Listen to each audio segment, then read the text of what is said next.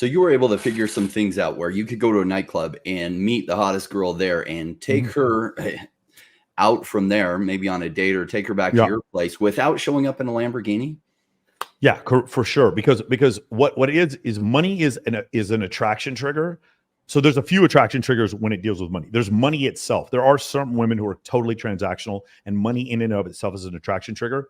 But secondarily, money, the ability to make money or the ambition to make money is also attractive to women. Okay. And then the competency to make money is also attractive to women. So, but these are three different things. This is why women will generally pick the like fifth year law student, the fifth year associate, as opposed to picking the plumber. Even though the plumber might make more money in the short run, there's plumbers out there that make a lot of money. The fifth year associate, in her mind, she sees him as being more ambitious and having more of a possibility to make more money. So she's going to choose that guy instead. Same thing with the resident at the hospital, the MD resident. That women are going to choose that guy who is, so number one, it's the guy with money. Number two, it's the guy who has the ability to make money, right? So the money itself, the ability to make money. And then lastly, the guy who's like a really good bet, right? The guy who has the potential to make a whole lot of money. So those three things were what women choose for, because the third one shows like a level of competency, which is attractive to women. And so those are just one type of attraction trigger. Well, other types of attraction triggers can be pre-selection, selector, leader of men, protector of loved ones, having a willingness to walk away, having abundance. These are attraction triggers that men can generate with women. Social hierarchy and social status. These are incredible things that work with women. I'll tell you right now, I'm in a relationship now, but the number of women, like when they tell me that they watch every episode of my podcast, the idea, like they're going to go on a date with me. It's not very difficult. When girls go on and they look at your IG and they follow every one of your stories, what are you doing? You're showing passively your level of status, and she's actively following you. If you were to ask one of those girls out, it would do absolutely fantastic. And so I teach guys how to be what's considered a local celebrity. What local celebrity means is like a 10 out of 10 celebrity is like The Rock or Lionel Messi or Barack Obama or Donald Trump. This is a 10 out of 10 celebrity. And a 0 celebrity is like, elementary school teacher or janitor who does not have any social media. I want you to get to like a 2 or 3 or a 4 local celebrity. And what that means is, so when you go out, let's say you were going to go out in Vegas, I want you to be the guy that every GM of every nightclub at least knows your face. Every hot girl in the city has seen you at least because of your social media. It doesn't take a ton to do that, by the way.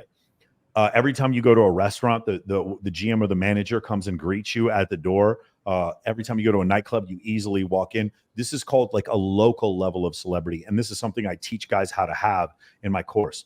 When you do so, what I want you to do is to get just to the point to where when it's Jay's birthday party, every girl's like, I got to be at Jay's birthday party. Can't miss Jay's birthday party. Just that level of local celebrity. And it's not difficult to teach you how to do it using social media, concepts of pre-selection, mate choice copying, understanding concepts when it comes to hierarchies and status, just doing small, subtle things when it comes to value arbitrage, getting people to talk about themselves. There's all these little, I don't want to call them tricks because they're actually evolutionary adaptations that humans have, but understanding all these small adaptations, which then leads to you being a higher status individual.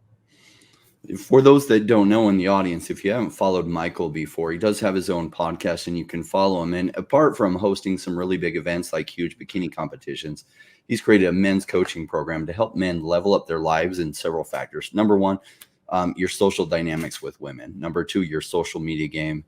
Number three, your finances in your lives, and teaching men to be better men. And so he calls it the Men of Action program is what you run. That's kind of a brief summary. Anything deeper you want to go on that? No, I mean, that's pretty accurate. So we're going to teach you, like if you were to join the course, I would teach you how to level up your networking, your communication skills. I would teach you how to level up your leadership skills and your skills with dating. You would be the guy that everyone in your group comes to meet their boyfriend or their girlfriend. You'd be the person in your group everyone comes to meet their employee or employer, their sponsor, or any kind of tradesman. You're the person, like when I need a good lawyer, when someone needs a good lawyer, you're the guy that they're going to come to for the good lawyer. You're the one with the best book recommendations. You're the connector in your social hub. You're going to be that connector. When people come to Vegas and say, I got a guy, they're talking about me. I'm the guy that they got. who's going to get them into the right spot or connect them with the right people. You're the one. I mean, it could be as much as like connecting the real estate agent to the guy trying to buy a house.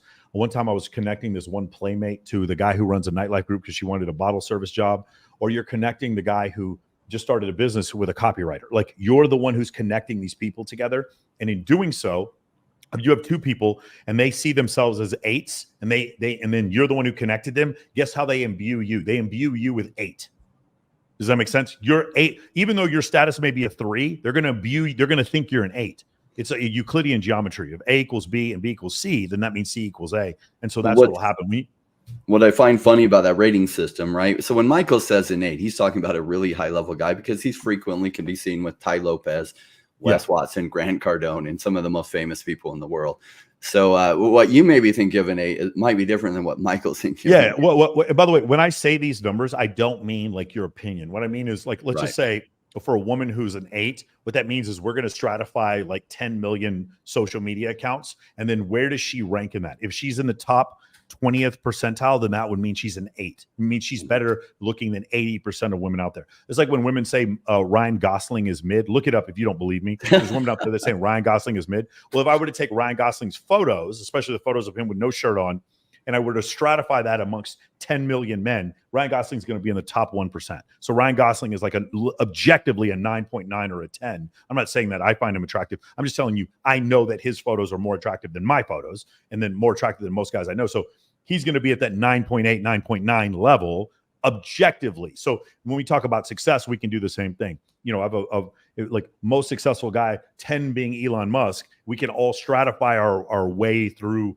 all these different positions, and then just say, I'm dealing with a guy who, you know, he has a $500 million nightlife group. So I'm going to call this guy like an 8 or an 8.5, you know, out of 10. And then, you know, you can imbue people with status that way. I know I'm not saying the only way to judge people is by the amount of money they make in their looks, but I do think a great way to judge people is by their level of intellect, their ability to communicate, and their skill set when it comes to making money. Not the money they have, but the skill set they have, or the skill set they can teach.